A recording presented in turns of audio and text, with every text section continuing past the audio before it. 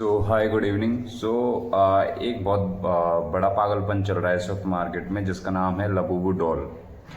तो ये जो लबूबू डॉल है, ये चाइना के एक वैन मिंग नाम के शख्स ने बनाई थी, जो कि इससे रिवेन्यू है जो अपना जनरेट कर चुका है वो है $22 बिलियन।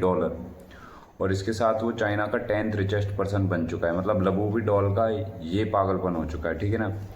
और इसका जो आर्टिस्ट है जिसने इसको बनाया था वो है काइजिंग लुंग। काइजिंग लुंग ने ये लबूबू डॉल बनाई है। और 2019 में Chinese toy company pop mart के साथ पार्टनरशिप हुई, उसके बाद ये चाइना में लॉन्च की गई है, ठीक है। अब फिर इसके बाद जो इसका फेमस होने का कारण है वो बहुत ही शानदार है। जो थाईलैंड की प्रिंसेस थी, उन्होंने जब इस डॉल को कैरी करा तो ये डॉल और ज़्यादा फेमस होने लग गई।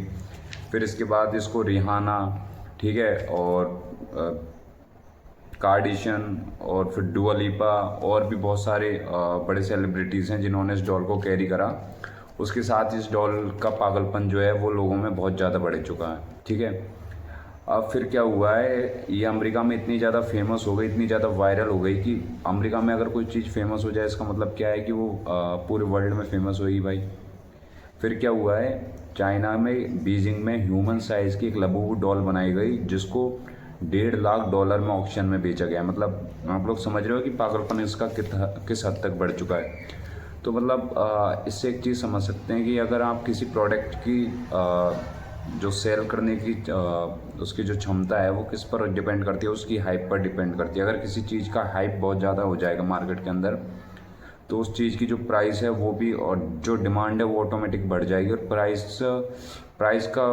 प्राइस में ऐसा अंतर आता है कि जो लबूबू डॉल है उसका जो प्राइस था वो $50 तय किया गया।